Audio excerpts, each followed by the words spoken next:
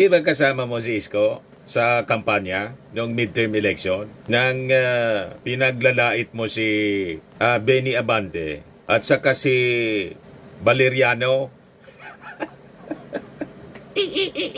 Ginagaya-gaya mo pa nga yung boses. O, si Isko mismo yung nagsasabi. Kompleto na niya, Mr. President. Tuwang-tuwa sa ginagawa ng ating Pangulo. Siya mismo yung nagpapatunay na yung ating Pangulo nasa tamang direksyon. At maraming ginagawa. Hindi pinapabayaan ang ating mga mamamayan. Taliwa sa inyo pong sinasabi na napabayaan ang ating bansa dahil sa bisyo. Kung saan-saan ka kasi pumupunta. Di ba?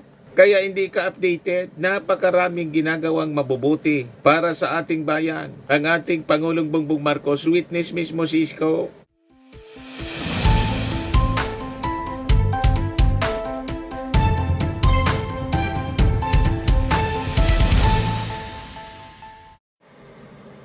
Hello po mga kababayan, si Dante Maravillas. Sabi ni Sara Duterte, hindi na maipaliwanag ng Pangulo ang patuloy na pagkalugmok ng bayan sa kahirapan dulot ng kanyang kapabayaan at bisyo. Yan yung mensahe niya mga kababayan para ilihis yung issue sa kanyang impeachment. Yan sabi niya rito. Iginit ni Vice President Sara Duterte na hindi na bago ang impeachment complaint na isinampa laban sa kanya ngayong taon na may layon lamang umanong pagtakpan ang patuloy na pagkalugmok ng bansa sa ilalim ng Administrasyong Marcos. Hindi na ito bago. Matatandaan na ang impeachment laban sa akin ang naging sagot nila sa aking pag-alis sa gabinete. Isang hakbang na isinagawa dahil hindi na maipaliwanag ng Pangulo ang patuloy na pagkalugmok ng bayan sa kahirapan dulot ng kanyang kapabayaan at bisyo. Pagtakpan. Walang kailangang pagtakpan. Ang ating Pangulong Bongbong Marcos, ang may ginagawang cover up, kayo. O diba? Yan ang malinaw. At yung mga kasama mo sa Senado, pilit mong nililihis ang isyu. At itong sinasabi mo na hindi maipaliwanag ng ating Pangulo ang patuloy na pagkalugmok ng ating bayan at kahirapan, pagkalugmok sa kahirapan, dulot ng kanyang kapabayan at bisyo. Saan ka ba galing kasi? Hindi kasi pumirmi dito sa Pilipinas. Lagi kang nandun sa Lakwatsa, sa Dahig, at kung saang bansa para sa mga maisog rallies noong isang taon at hanggang ngayon, sige lang ang travel mo. So hindi mo nakikita kung anong ginagawa ng ating Pangulo. Pero nakita po ng inyong dating kaalyado na iniwan na yata kayo, si Isko Moreno. Tuwang-tuwa si Isko Moreno sa ating Pangulo. Yan sabi ni Isko, kompleto na Mr. President. Kompleto ka na, Mr. President. Zero billing. Pinataas mo ang coverage ng PhilHealth. O tapos ngayon, magpuproduce ka pa ng maraming doktor, nurse. So, di ba? Kumbaga sa kalye, Mr. President, walop na, kompleto na. Kaya po, Mr. President, hindi po kayo nagkamali sa pagbibigay ng suporta sa pagtatatag ng bagong gusali ng pamantasan lungsod ng Maynila College of Allied Health Sciences. Di ba kasama mo si Isko sa kampanya noong midterm election nang pinaglalait mo si Benny Abante at saka si Valeriano? Ginagaya-gaya mo pa nga yung boses. So, si Isko mismo yung nagsasabi. Kompleto na niya, Mr. President. Tuwang-tuwa sa ginagawa ng ating Pangulo. Siya mismo yung nagpapatunay na yung ating Pangulo nasa tamang direksyon. At maraming ginagawa. Hindi pinapabayaan ang ating mga mamamayan. Taliwa sa inyo pong sinasabi na napabayaan ang ating bansa dahil sa bisyo. Kung saan-saan ka kasi pumupunta. Di ba? Kaya hindi ka updated. Napakaraming ginagawang mabubuti para sa ating bayan. Ang ating Pangulong Bongbong Marcos, witness mismo si Isko. Ito pa yung ating Pangulo na ang sabi nila, malapit nang mamatay. Ito na, nakikita na natin ang Kasama si Isko. na lumalabas na yung ating mga linagay para sa healthcare sector ng para sa ating mga kababayan. At we have begun already to feel the effects of the appropriations that are coming out of the 2026 GAA. Kaya it's a very happy day because we ground broke for the all of the sciences that are necessary for the healthcare sector. At dadami ang mga estudyante. Alam naman natin na ang Pilipinas kulang ang ating mga doktor, ating mga nurse, ating mga medtech, lahat ng mga healthcare workers, at madadagdagan sila at para mas maganda, magiging mas maganda ang ating pagbigay ng serbisyo sa kalusugan para sa ating mga mamamayan. So I'm very happy that we are starting to feel the effects of the budget that we work very hard on, and when we put healthcare as one of the priority appropriations na ginawa natin. So yeah, that's the thank you. Mr. President, would you like to comment on the counting of impeachment complaints against you at the House and expanding? Not really. I mean, the House is doing their job. I'm glad that, of course, I'm glad that the impeachment complaints against me have been are finished. And as the statement that we made earlier, I'm happy it's done, and you can get on with our work. Because these things are distractions from the things that we were doing. Although I wasn't very worried because I saw the impeachment complaint and I knew that I would be all right in terms of the impeachment, kasi wala naman, there were no real grounds for the impeachment. It was a political move. Mr. President, As usual. kanina po na-transmit na ng House Secretary General ang dalawang impeachment complaint laban kay Yes. Sara. Yes. Ano po yung reaction niyo po dito? Now, I have no reaction. Hindi ko trabaho yan. Trabaho ng House. O bayaan mo sila magtrabaho. I'm sure they will handle it properly. So, let's let them do their jobs. All right. Thank you. Bumaliktad na si Isko. Nasa panig na ngayon ang ating Pangulo. Baga nga si Isko, mga kababayan, na tumakbong muli. Although sabi niya noon, tatapusin niya yung kanyang term as Manila Mayor nang matalo siya ng ating Pangulo sa 2022 presidential election.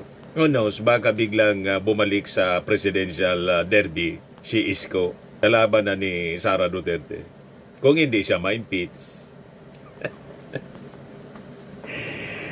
Ay ba, mga kababayan? Kaya malabo yung mga pinagsasabi ni Sara. Napabayaan daw yung ating bansa dahil sa bisyo. Ang daming mga ginagawa ng ating Pangulong Bongbong Marcos. Malayong malayo yung kanyang tatay. Yung sa paglaban pa lang po sa korupsyon. Ngayon sinisiraan nila yung ICI. I-update ko kayo ng ginagawa ng ICI. Nakala ninyo tigbak na. Nagsubmit ng report yung ICI, Independent Commission on Infrastructure. Ayan ICI submit report to Office of the President. Isinumite ng Independent Commission for Infrastructure ang kanilang 125-day report sa Office of the President. Kabilang sa kanilang report ang mga detalye sa mga accomplishment at aktibidad ng komisyon mula nang magsimula ang kanilang operasyon noong September 15 hanggang January 18. Ayan yung kanilang report, mga kababayan. Ito yung summary, ICI in numbers. Records, management, and documents processing. 753 incoming documents received. 353 outgoing documents issued. 67 reports received from PNP CIDG. So ang na-process nilang total documents, mga kababayan, 1,173. Ano pa ang sabi dito? Investigative communications. 160 investigative communications. Invitation in subpoenas ang pinalabas nila.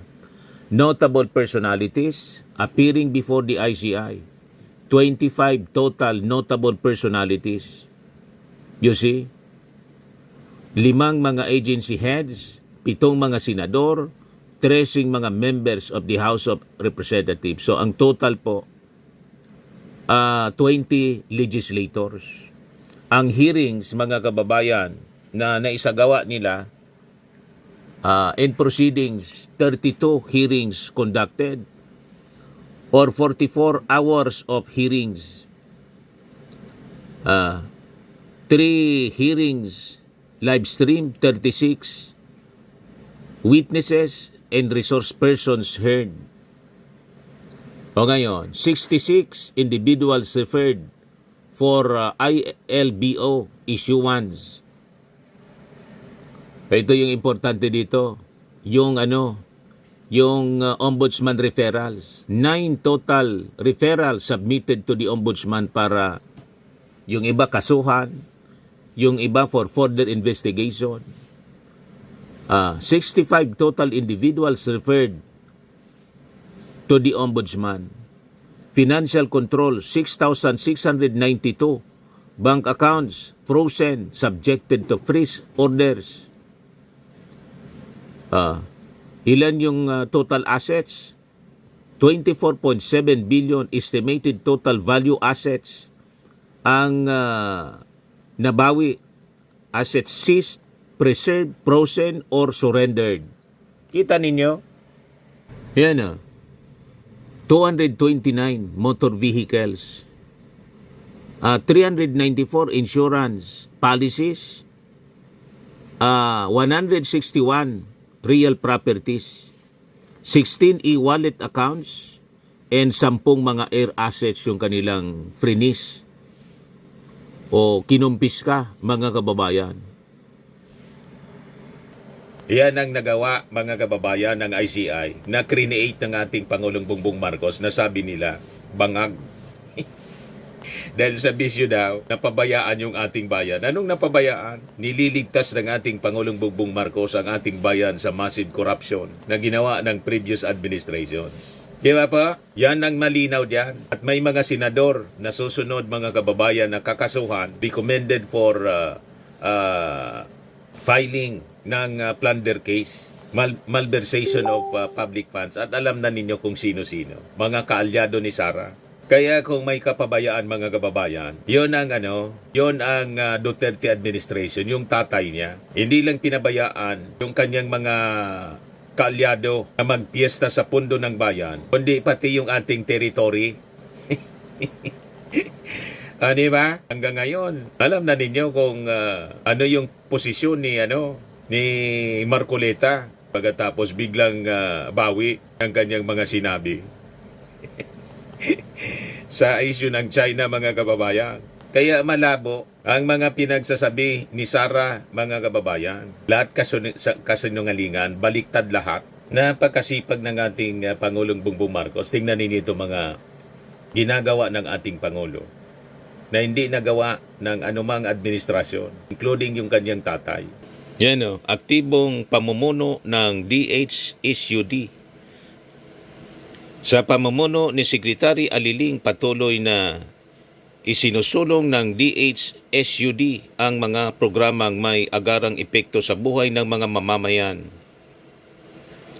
Pagwawakas ng 27 taong paghihintay sa sariling tahanan ng mga Ilonggo. Ito, ibinigay na sa kanila yung kanilang mga tahanan bilang simbolo ng dignidad. Pagkakaloob ng COE ay hindi lamang dokumento kundi simbolo ng dignidad at karapatang magkaroon ng sariling tahanan. Yan Yung 20 bigas, mayroon na din pati sa Tawi-Tawi. Yan 20 bigas meron na. Unang Mindanao rollout Tawi-Tawi from 60 to 70 pesos per kilo, 20 pesos na lang. Yan Sabi ni Sara noon, bulok manan niya pagkaing hayop.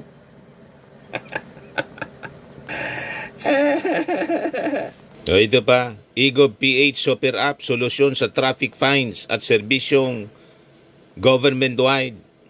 Nilunsad ng ating Pangulo.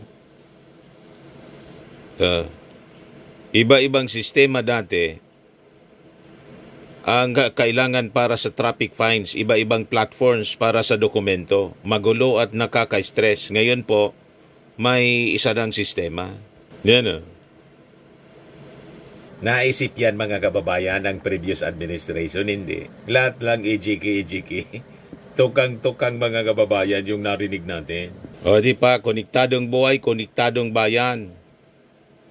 Philippine Telecom Summit 2026. Internet sa lahat ng parte, malalayong parte ng ating bansa. Yan o, pinag-isang lakas para sa digital future. Lahat ng sektor mga kababayan di pinababayaan ng ating Pangulong Bongbong Marcos. Kaya walang katotohanan yung sinasabi ni Sara. O ito naman po, lahat ng skills, isang app na rin para sa mga naghanap ng trabaho, job seekers. Di ba? Training, scholarship, trabaho. Mas pinadali ni PBBM ang access at oportunidad para sa mga Filipino. Di ba po? Pero ano sabi ni Sara? Hindi na may paliwanag ng Pangulo ang patuloy na pagkalugmok ng bayan sa kahirapan dulot ng kanyang kapabayaan at bisyo.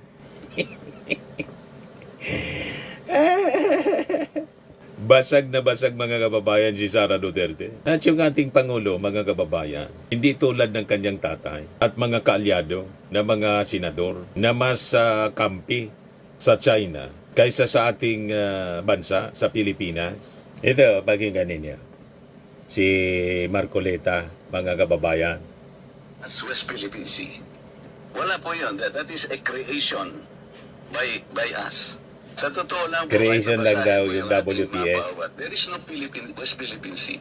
Ano ba talaga ipagpapatayan natin dito? Yan mga kaalyado ni Sara. Include the lives of our children and to die for it. For something that is not even within our EEZ. Ang gawin natin po para madali, i-give up natin yung KIG. Kaya nga sabi ko, Yan si Digong. why are you so sparing? Gusto ninyo, gawain na lang ninyo kaming province of Fujian, pati Philippine province of China. Di wala tayong problema. Tuwang-tuwa yung ambassador. Oh. Kayong mga Pilipino nakikinig ngayon, boundary lang, tubig lang naman, hayaan mo yan.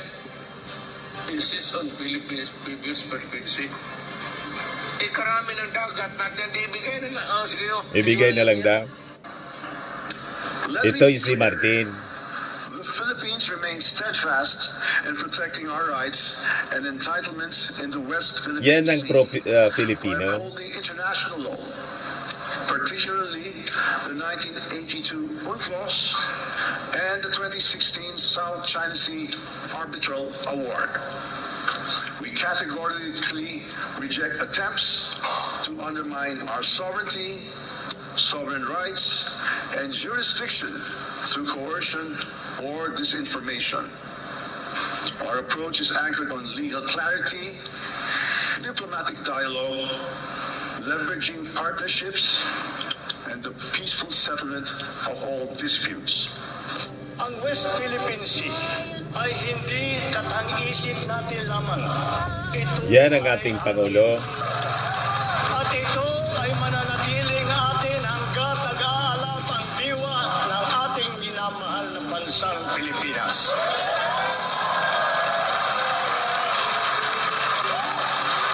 Pagtitibayin at palalaguin natin ang kamalayan at kaalaman ng buong bansa at titiyakin na maipapasa natin ito sa kabataan at ating susunod na mga Yan ang leader. Ito yung mga totoong leader na talagang may totoong pagmamahal sa ating bayan. Malinaw na po sa inyo, mga kababayan.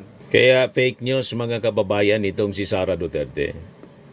Malinaw na fake news. Sa mga naghanap ng malinis and spacious fitness gym, pumunta lang po kayo sa aming Colossal Fitness Gym. We also offer Grab Car Rental with our brand new 2023 model ng Toyota Innova.